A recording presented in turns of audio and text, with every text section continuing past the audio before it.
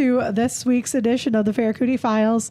We are sitting here with Brian Carnes, who's a friend and, another member of the community who does all the things as well, who is as involved as I am, and whose wife I adore too. So I'm excited to have Brian on this week. I'm going to let him talk a little bit about the things that he's been doing personally here for a minute first, and then we'll get a little bit into conversation about that. Awesome. Thank you. So about a month ago, I created a nonprofit called Power to the Plebs. Shout out to my son that came up with the name Plebs. I didn't really know what that was at first, and not really cracked on the name. But regardless, the idea, the concept is really what it's about. And the more I dive into it, the more I'm concerned this is the right thing to do. But basically, I had the idea that CEOs and executives were overpaid. In the private, publicly traded company. So if you're like a small company like myself or you, it really doesn't impact us because we're not making $100 million a year. Correct. And basically the idea was the left or your the Democrats know that it's a problem, right? That the CEO the pay is and their suggestion is to, basically take that from and just put the government on it and fix it. Right. Coming from a right perspective, I lean more right, although my politics are, I think that they're neither one because I don't want to choose the lesser of two evils. And so I choose not to, and that's my choice, like 36% I think of America does. Yeah. But my idea would be to rally the people to address this, which would be what we do in America and what we've historically done. And then social media makes it so easy, in theory, it hasn't been quite easy yet, to amass a huge following to address the fact that nobody needs $20 million in a year while the average person gets $27,000 a year.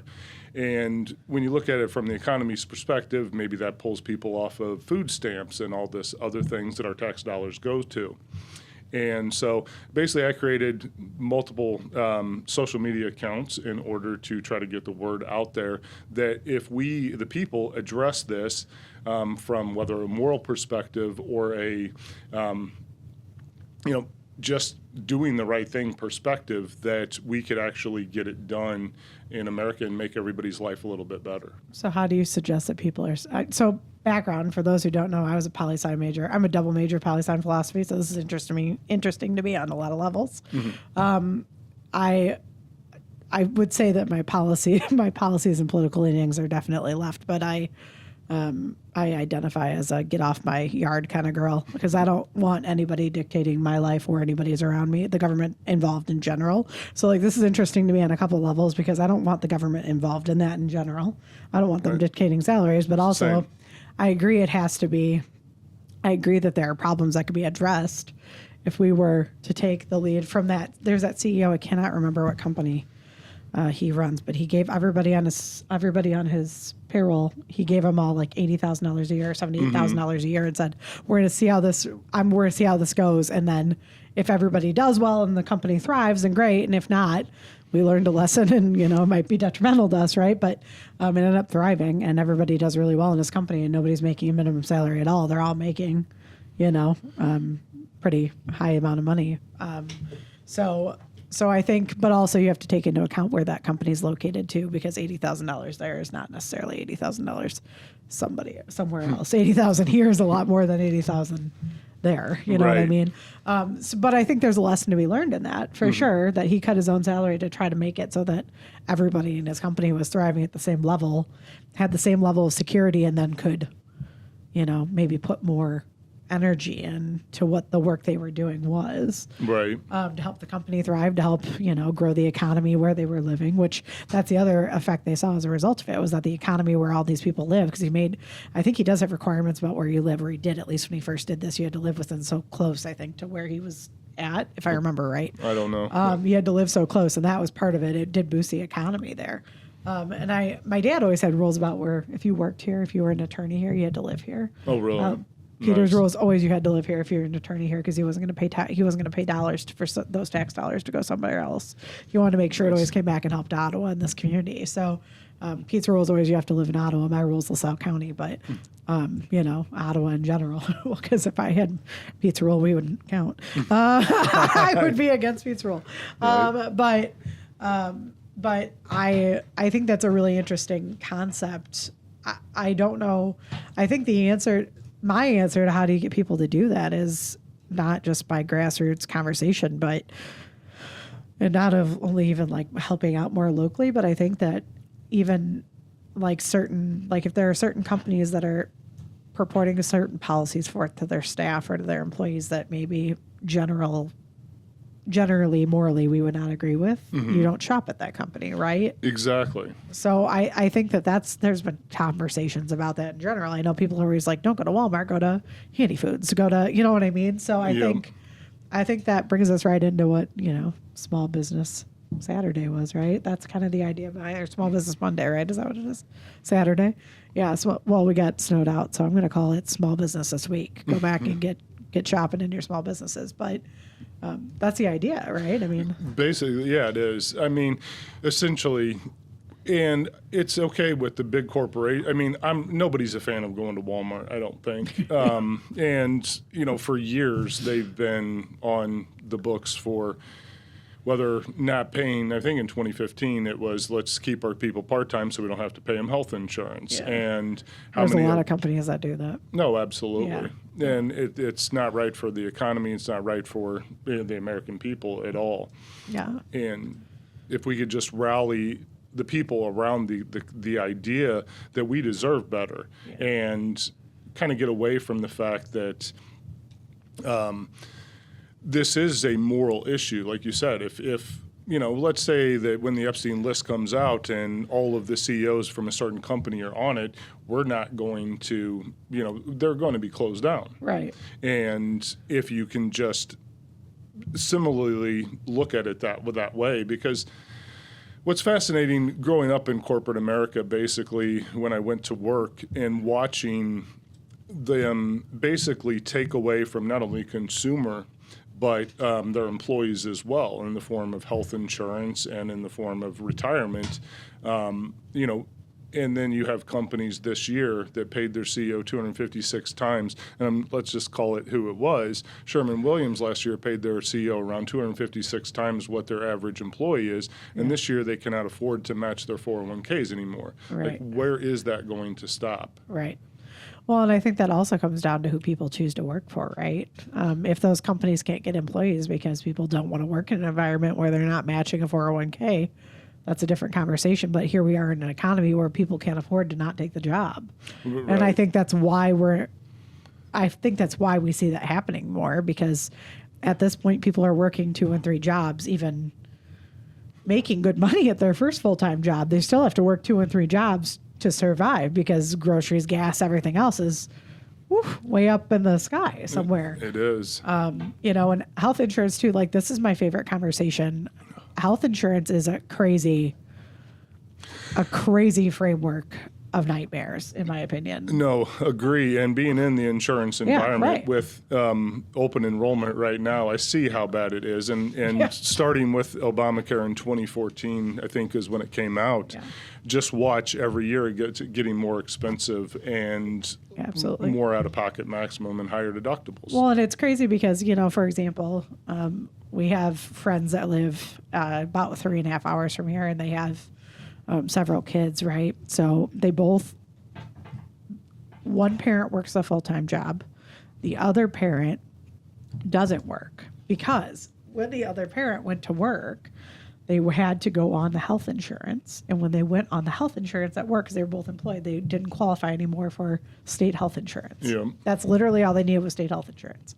They didn't qualify for state health insurance, so they had to go on the health insurance plan at work. Fine. That's fine. That's what it's there for. I get it. Yep. The problem is the health insurance plan at work would have cost more than the second person going to work. Right. Like, it didn't make sense now for both of them to have a job, pay that premium, and then have an out of pocket of $20,000. That's crazy. I mean, to have an out of pocket of $20,000 and be paying $6,000 a year in health insurance premiums is crazy. That's not you're now paying $26,000 total a year to get health care. Oh, yeah. For you and your family, which is a wild amount. If you have kids, we all know they're in the emergency room or in the doctor's office constantly. If you're my kid, you want to break, like, she's never broken a bone in her life. Now she's broken like 4 in 6 months. Like, that's her new favorite thing to do, is do something dumb and break a bone. So, like, I work constantly at the ER getting an x-ray at this point.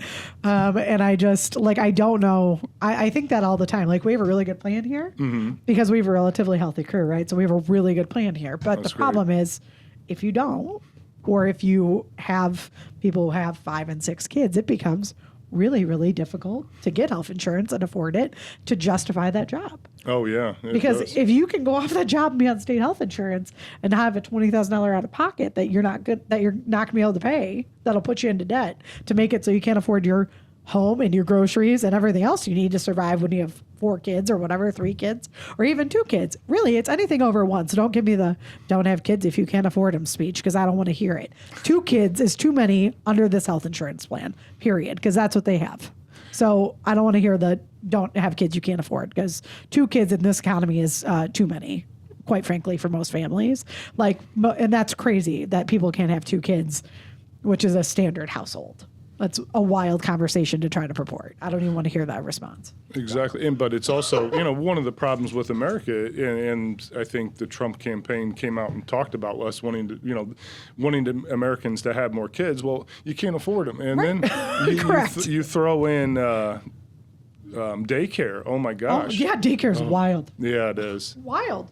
Even with love, even a babysitter is wild. Like, yeah. Like, we're switching each other's kids so that we can have nights off. Like, I am dropping my child off tonight. I love you. So we'll be there in an hour. Because to pay a babysitter right now, I'm paying a babysitter $20 an hour. Exactly. If I can find one, by the way, that can handle my child. Like, that's the other.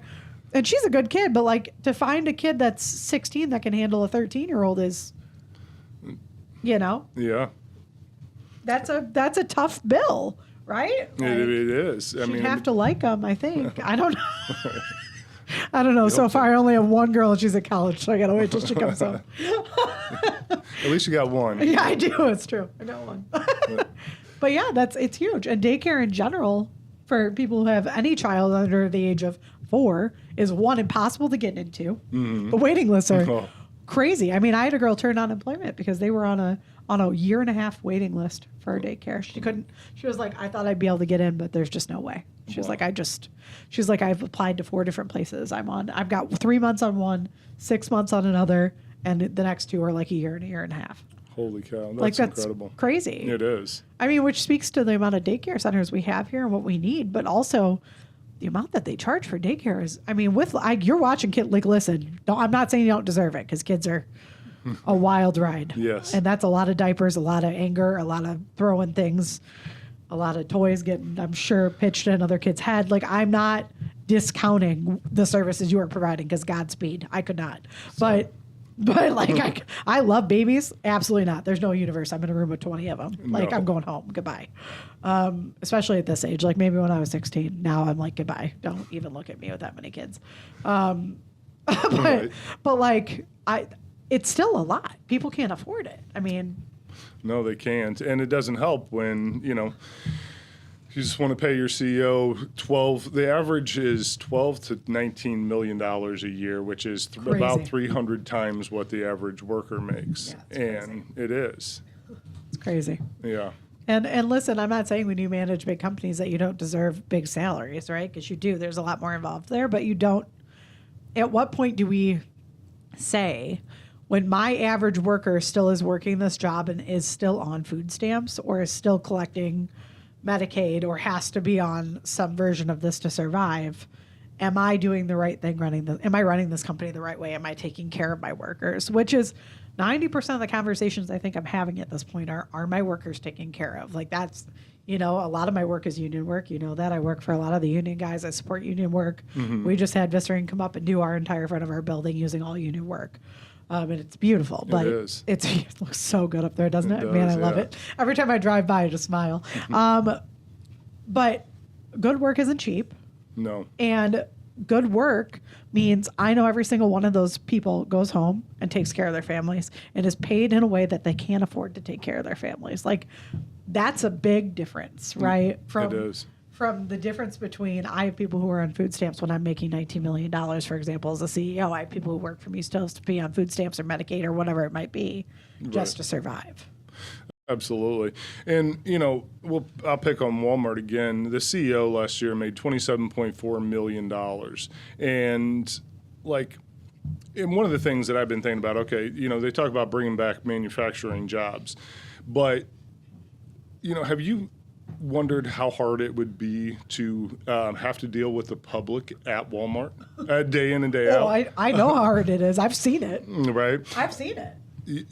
Being in customer service in some aspect for almost 40 years now, 30 years anyway, is, but so to say that job is anything easy, it's wild. Yeah.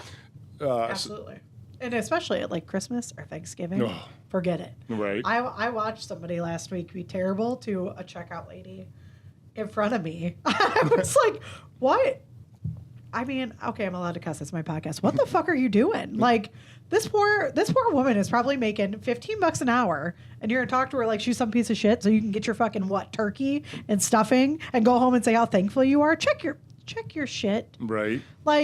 Don't tell me how thankful and grateful you are for everyone around you when you're treating everybody like shit, because you're not. Period. And if that was your aunt, grandma, whatever, because by the way, that's the age she was. If that was your grandma standing there, I think you'd have a different fucking attitude. You wouldn't want people talking to her like that. So to be paid $15 an hour to take people's abuse is wild. Exactly. Wild. I don't take people's abuse at what I make an hour. So ain't no way I'm taking it at 15. I can tell you that. I would be fired, I'm sure, from every Walmart job forever, because I would not be. That would not be my. I would not tolerate that. No. There's no universe. Check yourself would be 80% of my vocabulary there. Yes.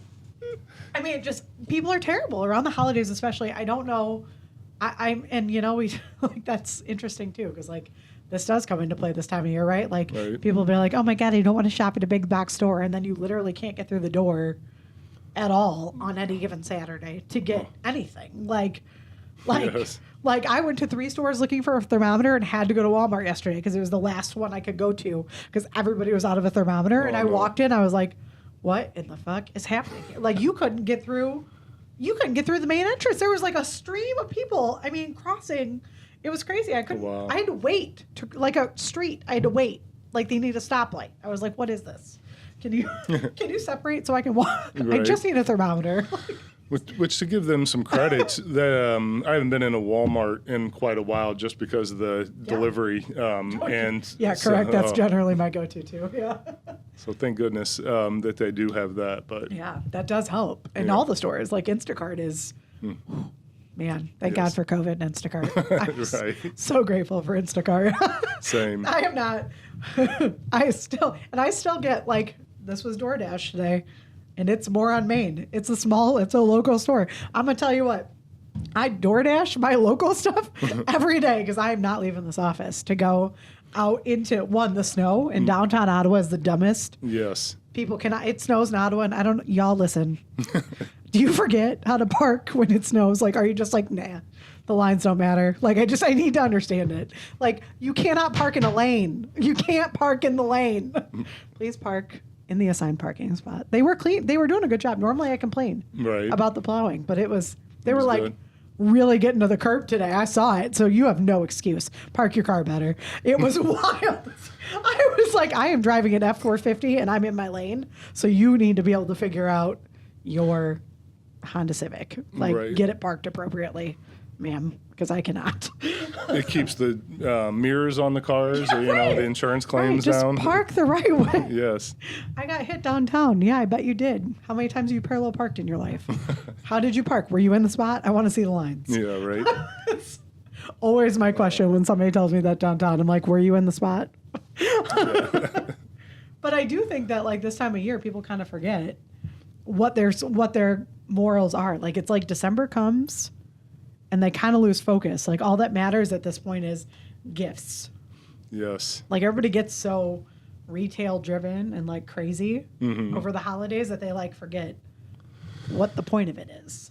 you know? That's a good point. Yeah. I mean, it's sad too, because, and thankfully they changed up, Black Friday, because when that first came out, my God. I don't think anything more horrible. No, oh my God. I remember one of my employees got shoved at Black Friday. She's trying to get her daughter that little board thing, that hoverboard thing when it first came out. She got shoved away from the pile, and sat on by another kid so the mom could get it and run to the checkout. I was like, that is, first of all, you could not pay me enough to be in a store on Black Friday. Like, there's no universe. Forget it. You don't need that toy. Like, Right. If that toy is that important, you don't need it. Like, we'll get it next year. Sophie has never needed anything bad enough for me to do that. Like, I get wanting to provide something special, but the holiday season isn't about, like, they're not going to remember that hoverboard 20 years from now. They're going to remember all the times you were with them doing all the things you want to do, right? Like, even the cool gift when they're like, oh my God, you got me the hoverboard. They're not thinking about when they opened it on Christmas morning when they're 30. They're thinking about you and them in the driveway messing with it. So wait until February, buy the dang thing and go in the driveway. Like, can't use it till March anyway. So Exactly. in Illinois, so forget it. Like, you might as well wait till it's on sale. I don't know. I just think that people forget at this time of year that matters. And like, they forget that all these people are working minimum wage for very little dollars with very long hours, often mandated overtime. And the other thing people don't think about, like the warehouse at DC. Yes. The work those people are doing right now, the physical exertion on their bodies this time of year is crazy. It's crazy. I mean, It is. I couldn't do it. no, 16-hour days. No. So, I mean, they're working 12 to 16-hour days. That's crazy. They already work 12-hour shifts most of the time anyway. So, to go from a 12 to a 16 with overtime and work a 16-hour day, go home, sleep for what, 2 hours, turn around and come back? Like, it's crazy. And the amount of damage they're doing to their arms, their back, their neck. Yeah. So, I think people don't think about all the things that go into it and how we can uphold the morals that we have about, hey, that company doesn't support its workers. How can we do better to require them to do that? And like I said earlier, the union thing, I support union companies because they require that those wages are paid appropriately. Right. Like, when you see the rat out, it's not just that they're not using a union company, it's that they're not even paying livable wage. They're not paying working wage. That's something to take into consideration when people are like, oh, they're bullying them. Like, no, they're trying to make sure that everybody gets paid a living wage. Right. Whether you work for a union company or not. So just pay the living wage and move on with your life. Because if you do, 98% of the time, the unions are going to back off. They don't care. As long as the living wage is paid, they pretty much will, let you go forward and move on with your life, right? Absolutely. But how many times have these companies tried to have, or the employees rather, try to get unions at these places? Oh, and they shut them down? All day long. Crazy. So, I mean. They can't even unionize to protect themselves because as soon as that comes out, that person's fired. As soon as that discussion starts, suddenly 3 or 4 people have their jobs let go. We're cutting back. And then they're hiring again in a month, right? Oh, yeah. Happens all the time across the board. It does. So I think that's a really interesting part of this that, we are trying to talk about a working wage, a living wage for all people, not anything, because the conversation that'll be had is, oh, you're talking socialism. I'm not. I'm talking having a living wage for everybody who works at a certain place, right? Right. And the great thing about it is you're not taking money away from anybody, with the exception of in my idea from the leadership team that's overpaid anyway. Right. So if we're not talking profits, it doesn't impact the business. And if you if you hold them all accountable by the standards of, let's say 20%, where it was in the 1970s, they have nowhere to go. Right. And then you look, okay, well, where are they going to go? India, China? We won't have to do business with them, and somebody will pop up in their place that will, and again, it's just, does anybody need $100 million? And I say $100 million because of what I found interesting when the big $15 per hour was talked about with Starbucks. Yeah. And, how is it we complain that being a barista is sufficient for, they don't deserve $15 an hour, but the CEO can make almost $100 million last year. Yeah, it's crazy. Like, why is that okay? Yeah. And they have, I will say, Starbucks turned around a lot of their policies after that conversation. They really did. So, like, Yeah. now they, not just health insurance, but they provide education opportunities now, too, where they'll pay for education. And they do have other policies in place that actually, I think, step in and kind of help. But yeah, the wage was obviously a problem for a long time. And who's tipping? They're not tipping at a Starbucks. It's not like at Jeremiah Joe's, when you go in, you know that person, right? Like, Right. you know that person, and it's a local coffee shop. You're tipping that person. Even our local Starbucks, most people go through and don't tip at all, right? Like, they just like scan their little app, like, and the app doesn't like prompt you, right? Like, it just like is like, okay, you scanned and you shut off your phone. You don't even think about it. 90%. It's not even on purpose. Like, it's just not right there. Like, when I go through J. Joe's, it's like, do you want a tip? I'm like, yes, I do. Like, Right. yes, I do. Thank you for asking. I do want to. But Starbucks doesn't app. Sometimes it doesn't ask until after you're out of the app and doing something else and you're already driving or whatever because you got your coffee, right? Yeah. Like, that's a huge problem. Like, so those people miss out on those tips too, which really is unfortunate. It is. And, but just looking at, the overall companies, and I tried to find the information online as far as which ones are the habitual offenders that would have food stamps. Yeah. And there's only a few states out there that actually keep track of that. But Yeah. one, I was surprised, Target was on it, Kroger was on it, and a lot of your fast foods. And I, Right. again, kind of understand that to a degree. But the reality of it is, and what I hear with doing this, well, they need to work harder, go to school, get a job, get more education. But right now, there's 3.5 million jobs that are available.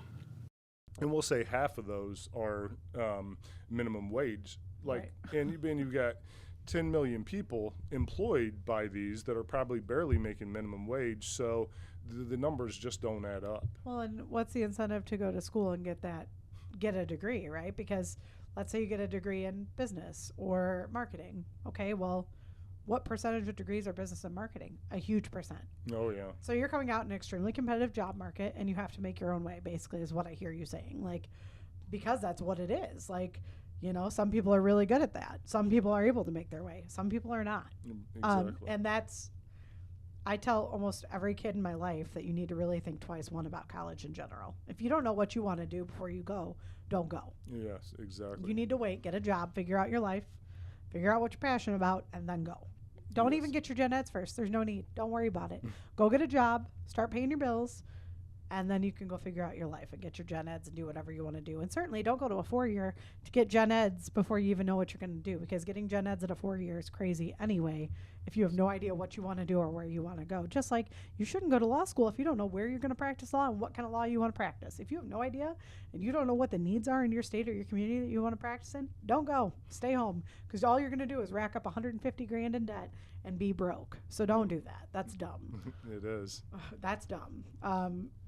The trades right now, like the electricians, are going to be hiring. Floyd was on here and talking about how the electricians are going to be hiring in the next couple of years because there's so many jobs that are booked out now, like guaranteed for the next 10 years. Oh, wow. That wage is huge. Yeah. That And wage the is benefits, huge, I and the mean, benefits are unmatched, right? Like, yeah. if you can get into a local trade rather than going to college at this point, I think you're more able to get a better paying job with better benefits and a more secure life for your family than going through, 2 years of gen eds and maybe figuring out your degree. Like, unless you really know what you're going to do, think twice about, because not everybody is made for college. We're selling this, we talk about this every week because it pisses me off. We're selling this story to kids, this fairy tale, that if you go to college, magically you're employable. Yeah, right. You are not. No. And what's scary with that is how much college has went up since, I was a kid. And why is that? Like, is that the same issue? I was reading up on why rural America has brain drain, as we know it around here, and I think many people. And, pretty much most of the students went off to college and got this debt, and now they can't find a job paid. Right. It's sad. Because they sold us a fairy tale. Yep. My entire generation got sold a fairy tale. A fairy tale about college. It's an absolute piece of fiction. Like, it it's a piece of fiction, and it makes me so mad. Like when they got rid of that trades program over there, I've never been so mad in my life because they sold a fairy tale that doesn't exist to kids who shouldn't have ever been sold the fairy tale, A, and B, to kids who could have thrived if they weren't saddled with debt because they got rid of this story. They created this narrative where if you don't go to college, you won't be successful. Right. There's nothing wrong with working with your hands. Not at all. And, one, you talk about the schools. Like, if you look since the 70s, what has gotten better? Like, our schooling certainly hasn't. Our healthcare costs have not gotten any better. Yeah. And it's interesting that was about the time that CEOs started taking more from their employees and why we have less. I wonder if there's a correlation in that. Trying to prove it is almost impossible, but it doesn't take, I think, a brain surgeon to figure out. Correct. Why we're being sold a fairy tale. Right. Yeah. It's easier to control people when they're sold a fairy tale, right? Oh, that's exactly right. I'm grateful the school. Obviously, my kid attends a school not here in Ottawa, but my kid attends a school that I'm grateful for because the teachers, it's different still there, right? Like it's not that I had a great education. My grade school teachers still are probably the pillar of my education. They come to every event that I do. Like they're so supportive. They all send me messages all the time. They're just great. Every single one of them. But not everybody had that. And I'm grateful that my kid still has that because I talk to a lot of my friends who have kids in school right now and they're not experiencing the same kind of support, check-ins, any of that my kid is experiencing in her small school. They're just missing that. Yeah. I have a big problem with school because I was a very good student, but I was bored to tears. Oh, yeah. And rambunctious and annoying and obnoxious. And had I been able to focus, at that time, it would have been computers. If I had been able to just take the knowledge that I use none of today and, put it into something True. I would have enjoyed back in 6th, 7th, 8th grade or through high school, I would have gotten better grades and I would have had knowledge that possibly I could have used. Who knows? Well, that leads me into the IEP conversation, right? Because this is where I think a lot of kids are getting left behind who have ADHD, who fit into that. I'm rambunctious in school because I'm too smart and I'm bored and I'm done with all the things you're telling me to do. So now I'm just sitting here, which is impossible as an 11 to 13-year-old. You only get their attention for so long. I'm a cheer coach. I can tell you, I only have attention for so long before I have to be like, hello, good morning. Can we all focus right back in here? Or we have to dance it out for a minute. I literally stopped practice to let them dance out whatever was going on. We've done that several mornings. We need to take a 3-minute break. We're not in it anymore. We got to get refocused. So we have to take a 3-minute dance break and then come back, and I expect you to focus.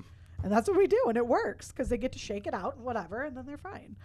But I talk a lot about IEPs because I don't think people understand the importance of IEPs. Yeah. And how, if you're looking at your child's behavior, if you go through your child's behavioral log, for example, all the times they're disciplined or whatever, or referrals made to the office or, something's entered into their file, whatever. If you get a copy of that from the school and you can see all the times that your child is struggling, you're going to identify a pattern, right? Pretty easily, unstructured time is my problem. Oh, we're having an issue during this class. So is it an issue that we're too smart for that class and we're getting bored because we're done with homework within 10 minutes and we're sitting there for 40? Right. Does the teacher need a longer lesson plan for my child? An IEP literally can address that. If you have the diagnosis, you can get the IEP so that you can address that and get it entered with the school. And guess what? Those things have to be enforced and followed. And that's a law. They don't have the right to go, oh, nope, we're not going to do that. Yeah, you are. Because that's a state law. So you're going to follow it and you're going to love that you're following it. Or your friendly neighborhood lawyer is going to show up and not be nice anymore. So I think that in general, that's a conversation too. How do we help the next generation come through this without, ending up in that position because, oh, my grades weren't good, so I can't go to do this or whatever. Yeah, let's address the grades. What's causing the grades to be bad? Because it's not just that kids are not inherently smart. When somebody's like, oh, that child's just not as smart as this one, okay, fine. I'm not saying everybody has the same intelligence level, but there are people who are not as smart as another one that work harder and still get better grades. Oh, yeah. So work ethic matters, and how you encourage that kid matters. Well, I think you talk about the lie. What about the lie that was sold to us on the lottery? I mean, when we were in our schools and the overfunding of them, and then I don't know if there's any truth to it, but is there really 11 administrators for every student out there, or something, or for every school out there? Like that's crazy. I can tell you a few that are overstaffed administrators. Yeah, for sure. I think, and what is the value that brings? You know. Well, clearly nothing, because right. we have so many kids that can't even read. Right, or they don't know what's going on with the kids. That's what's wild to me. Like, I can think of 5 administrators off the top of my head who missed some pretty major things when we were in high school and had no idea. And there were 5 administrators and 3 guidance counselors, or 4, who should have picked up on a problem that a 15-year-old identified. That's crazy. It's crazy. Do you need 9 administrators if none of you can do your job? That's the question.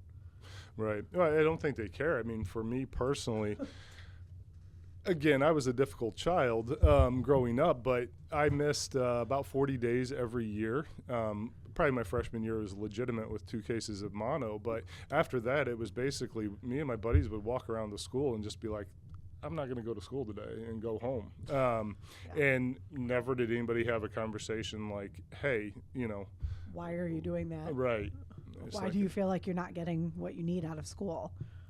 Yep. Yeah, those conversations matter. And, like I said, she goes to a school now that I'm lucky we have administrators that are present and who care. Mm-hmm. But we also only have 2 for an entire school, right? Wow. So they're pretty heavily involved in all things, right? And our guidance counselor, I can call her any time of day and she'll call me back and be like, hey, what's going on? And she'll handle the problem. Like, and we have Felicia as our SRO. So we have the world's best SRO in our corner who's helping all these kids, identifying problems and trying to help them at school. So like, we're lucky to have that, but not every school has a Felicia. Not every school has a administrator like ours, administrators like our 2 administrators who are well versed in the kids and care about the staff and know what's going on in people's families and can identify those issues.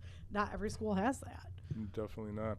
And then once they get out of school, why make them go to a job that's clearly pick on Walmart, because I saw this in my world as well, but you act with integrity is one of their core values. Yeah. And I just don't understand how paying your CEO $27.4 million and making sure that you're hiring part-time people so that you don't have to pay them health insurance, correlates with act with integrity. No wonder we have 27-year-olds still living at home in their basement and can't figure out why. Well, and the housing market too is wild. Like our whole generation really got hosed on that, Oh, yeah. You guys should all have homes right now. Well, the price of homes was $70,000 when you were buying them, and they're $320,000 now for the same size house. So there's no way if you're making, $50,000 a year, you're buying that house. Like, you're not. You're living in a basement until you can afford the $120,000 house that you have to fix up and provide new electrical, new basement, new everything in, because that's how it works when you're buying that level of house. And when you look at income inequality, and people have studied it, they're way smarter than I have, but when you look at that, inflation is a direct cause for income inequality. Right.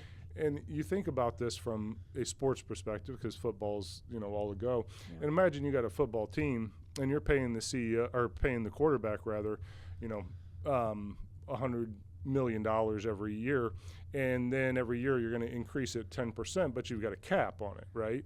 So you got to take that from the other players to give to the quarterback.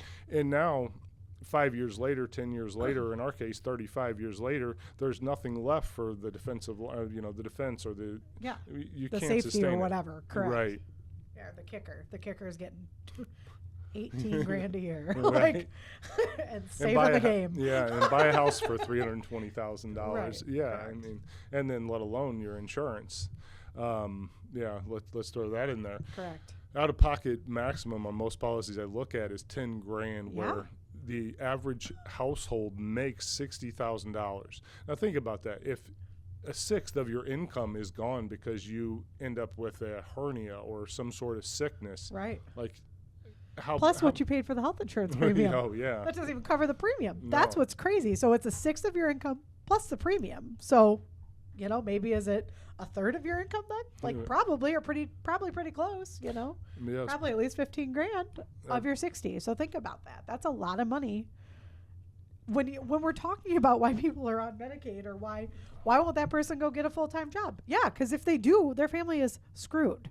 Yes. Their family is screwed if they get a full-time job. They can't afford the health insurance to survive if that person gets a full-time job. I need you to, that will put them off. If that person gets a full-time job, they end up with less money than they have on food stamps and on Medicaid because the health insurance is so much. So the problem does not lie with people not wanting to work. They want to work. Right. But make it make sense to them. Right. And that's 41 million on food stamps. Yeah. And I think it's like 12% of the population. Do we really think 12% is either indolence or all lazy? Because No. we all know somebody that's taking advantage of the system, or probably know somebody. I know a few, but but yeah, once you get on the system, it's almost impossible to get off. Right. Well, and like I said, if they don't have an education to get a higher paying job, or they can't get into a union, or they're waiting to get into a union, or whatever that might be, because by the way, not all these are hiring right off the bat, right? You have to pass tests, and there's qualified, like IBU, you have to pass a pretty hard test. So people struggle with that. They have to retake it 3, 4, 5 times. And they only offer it so often. So it is a difficult process to go through and try to get into. Mm-hmm. And, we want it that way because they're working with electrical stuff. They could kill themselves. So we want them to do the work right and do it right. I'm not complaining about the test. It's just hard. So it does take people longer to do those things. So they end up in the system for longer than they want to be.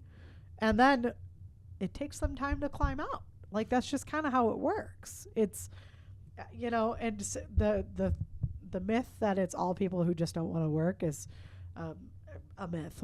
It's a myth. It's either, I see a lot of people who are, for example, on comp and now have lost their health insurance because the premium would be, let's say, $1,200 a month, because now they're not covering it the way they did when they worked there. They have to pay the full premium because they're out of work for comp, right? So now they're paying $1,200 a month while they're on comp. You know what they're making on comp? 2/3 of their average weekly wage with overtime at straight rate. Wow. So if you were making, let's say, $4,000 a month before, including your overtime at time and a half, take your overtime back from time and a half, probably puts you about $3,000, right? Let's just round it up because it's probably really about 3,200, but let's round it to 3,000. At $3,000, you're making that divided by 4 for weekly, right? As opposed to the $1,000 round you were making, you're now making $3,000 divided 4 times out. And now they're telling you got to pay $1,200 a month for health insurance. That's more than one of the checks. Oh, yeah. Like, can you afford to not feed your family for a week and a half? Because that's what that amounts to. That's a full week and a half of a check. That's a week and a half of the month gone. Right. And that's when you start talking about, people are on that, they just don't want to work. No. And no, first of all, and that goes back to the same, we have this conversation every week too, but nobody wants to be on comp. Like, don't tell me that, oh my God, they go on comps, they don't have to work. Nobody you don't get paid to be on comp enough to justify not wanting to work. Everybody who's on comp wants off comp. I promise you, I talk to them every day. Right. Nobody wants to be on comp. Everybody wants it to end and they want to go back to their overtime at normal rate and making the money they were used to making, because nobody plans to be injured and be out when they were making $60,000 a year. They don't plan to drop down to 40 because nobody planned their expenses around that. They planned their expenses for the 60 they knew they could maintain with the overtime that was guaranteed at that job. Oh, yeah. A bunch of, I don't know, just incorrect thought process when it comes to a lot of these things. And easier thought process is what it is. Yeah. It's easier to blame people than to solve the problem. Right. Yeah, that's true. Talk about fallacy. Like, the average 25-year-old makes $50,000 a year. So it's about, $3,000 a month by the time you take your taxes out of it. Right. The average rent is $2,000 a month. Right, correct. Like, no wonder they're still in the basement. Right, correct. Let alone you throw a car payment. Car insurance, cell phone bill. Yeah. Come on. Groceries? Groceries right now are wild. I bought stuff for like spaghetti and I got cat food, spaghetti, garbage bags, and it was like $100 yesterday. I was like, bro, I have a basket, ma'am. She rung it up and I was like, I'm sorry, it says what? Right. And I'm not, you know what I mean? Like, I'm lucky enough to have the background I have, the education I have, and what I have, right? So I'm not saying, I'm obviously not a part of that conversation. I'm just trying to advocate for a different conversation for those who are in it. Because I hate the narrative. I want the narrative to change. And I think if we stop blaming each other and start trying to solve the problem rather than blaming one another, because that's the narrative that's been spoiled down by people like these CEOs who are making $100 million, maybe we could resolve these problems and everybody could have a better life and we wouldn't have so much to bitch about. That's all I'm trying to get at. Right, exactly. Because it's that Don't Think of an Elephant. If you haven't read this book, you should read it. Don't Think of an Elephant by George Lakoff. It's a great book. I have not. I'll check that out. So that's like the first paragraph. He says to it's a poli-sci class. He says, "Don't think of an elephant," and then he says, he does his lecture, and then at the end he says, "Tell me something that's gray." And they all go down, they're all like, I can't think. Tell me something that's big and gray, and they can't think of anything but an elephant. Oh right? Wow, yeah. Because he framed it in their brain. Don't think of an elephant. He told them that. And that framed their brain to go, oh my God, we have to think about an elephant the entire time now. And even after a 40-minute lecture, they were still thinking about it because that's the way that things are pitched to us. And if you don't think that things are being framed for the average American by both parties, both sides, every CEO and everybody from God's kingdom, you're wrong. They are. Every message you get is framed, thought through, written out, and specifically designed for you to do whatever they want within that message. So that's why interpreting your sources matters, and going through your sources to figure out what the truth is and what the messaging is. Truth and messaging are different things. Right. They're very different. Yes. And why the message is it's clear that you can't believe either side. Yeah. I don't know how many, whether it be the hope and change or make America great again. I mean, it's just not. Nothing is working. Nothing's changing. And I think Trump was elected simply because the people are fed up, and the more that goes on, and the worse the economy continues to go under him. Yeah, I think everybody's realizing that was not the choice either. Right. I think it's a crazy. Again, you have to see through the messaging because there's messaging all over the place. You have to read the messaging and understand what the truth is. And I think if we stop allowing people to frame things for us, to pit us against one another rather than the people it should be against, because that's what this is. This is a frame so that we are against one another and not against those around us, not against the CEOs of the world. Right. We're now talking about, oh, you're lazy because you're on Medicaid. No. That's not the message. The message is this CEO is being paid too much. This person isn't making enough, even though they're working 60 plus hours a week trying to make it for their family. They just can't survive because it's just them. That's the message. That's the truth. Yes. That's the truth. And the beautiful thing is we can fix this, and really it's so simple. Get on a social media platform, like it, follow it, share it. 5 minutes of your day, maybe 5 minutes of your week, depending on how many posts, you get enough people to address, the world knows that this is a problem. America knows it's a problem. Right. It's unethical. And it's so simple, which also makes me wonder why, this person out of Ottawa, Illinois is the one having to, chair this and say, let's fix this because this makes America really actually better again or great again, not bringing back something that's dead, such as manufacturing. Just take that money that you're paying the CEOs, cap it at 20% like it was in the 50s and 70s. That's taking a $12 million salary down to $2.5 million, and give it to your workers in the form of health insurance or retirement or a raise, or which it equates to about $6,500 for all the Fortune 500 companies that they could do that with. And then guess what? That person has enough money to maybe spend more money at the other, at small their business store. Stores or whatever. And grow the economy, lower the taxes. That's everybody complains about real estate taxes. Well, the best way to lower your real estate taxes is make sure your economy booms wherever you're at, because that's going to help lower your real estate taxes. Because they're going to take it in sales tax. Yes, exactly. So, well, I'm glad you came on. I'm grateful for the time. Appreciated it. It was fun to talk about it. Again, the poli-sci major and me really loved that. Awesome. Nobody ever lets me talk political science anymore. No. I love political science. Join us next time. I don't know exactly what our next topic is. It's always a surprise, but I'm looking forward to spending some more time talking about this. Make sure to follow the page. Power to the Plebs, the power, the number 2, the Plebs. Pretty much every social media outlet out there. Yeah, I was gonna say I've seen it on my TikTok. Yeah. So follow him, and help us try to fix things. Thank you for having me. It's been fun. Thanks for I coming really on. enjoyed it. Yeah, thanks.